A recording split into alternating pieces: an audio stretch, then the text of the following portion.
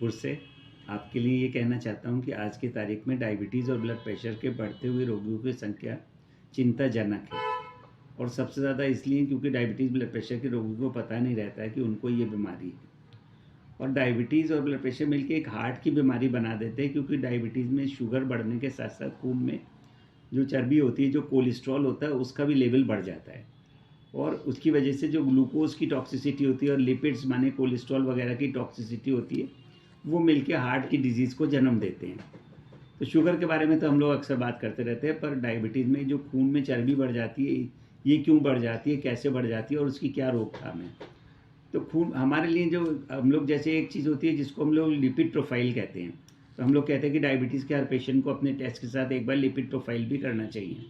तो उसमें जो मोस्ट इम्पॉर्टेंट चीज़ होती है वो कोलेस्ट्रॉल का डिफरेंट लेवल होता है। एक एलडीएल कोलेस्ट्रॉल होता है, एचडीएल कोलेस्ट्रॉल होता है, ट्राइग्लिसराइड होता है।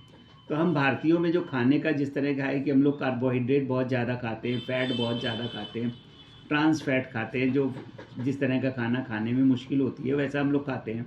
तो हम लोगों के खून में डिफरेंट तरह का कोलेस्ट्रॉल, जो एलडीएल कोलेस्ट्रॉल होता है वो चाहे उतना बढ़े चाहे ना बढ़े, पर जो डैमेजिंग कोलेस्ट्रॉल होता है एलडीएल का, जो स्मॉल डेंस लाइपोप्रोटीन्स, वो बढ़ जाते हैं। और ट्राइग्लिसराइड हम लोग के बढ़ जाते हैं। और जो कोलेस्ट्रॉल होता है एचडीएल कोलेस्ट्रॉल, उसकी मात्रा कम हो जाती है। तो ये इसको हम लोग एथेरोजेनिक डिसलिपिडीमिया कहते हैं, जिसमें ज़्यादा प्रोन टू हो जाते हैं कि हमारी आर्टरी की डिजीज़ होती है, हार्ट डिजीज़ होती है। तो हम लोगों को अपना लिपिड प्रोफाइल को ये देखना चाहिए कि हमारा एलडीएल कितना है, ट्राइग्लिसराइड कितना है। तो हम लोगों को खाने पीने में बहुत ध्यान रखना होगा कि हम लोग हाई कार्बोहाइड्रेट डाइट ना खा के 50 से 55% से ज़्यादा कार्बोहाइड्रेट ना हो, और 15 से 20% प्रोटीन हो खाने में, और 25 से 30% मैक्सिमम फैट हो। और फैट भी वो वैसा फैट हो कि जिसके अंदर हमारा जो mono unsaturated, poly unsaturated fats हों, ओमेगा 3 फैटी एसिड्स हों। और दूसरा चीज़ जो ट्रांस फैट्स होता है और सैचुरेटेड फैट होते हैं, उसकी इनटेक कम होती है।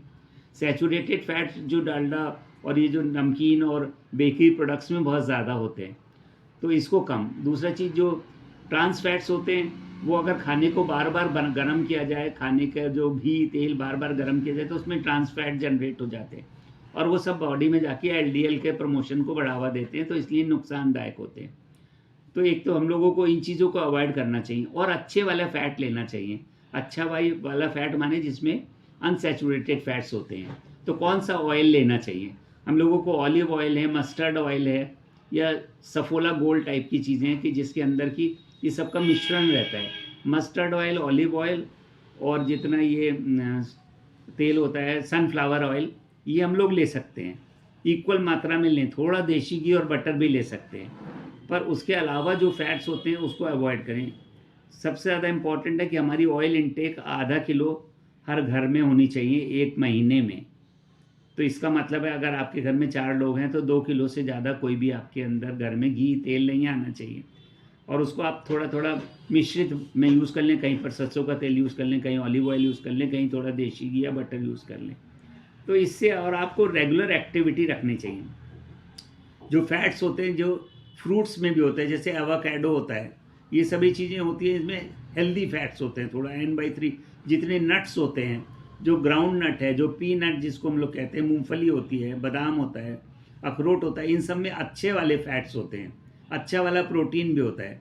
तो इन सब को कंज्यूम करें और जो हमारा प्रोटीन वगैरह का सोर्स है वो एडिक्वेट लें, रिफाइंड चीज़ें कम लें, जो ईश्वर ने बनाया हमारे लिए वो चीज़ों का ज़्यादा सेवन करें, तो हम लोग डायबिटीज़ और ब्लड प्रेशर की जटिलताओं से बचे रह सकते हैं। Thank you sir.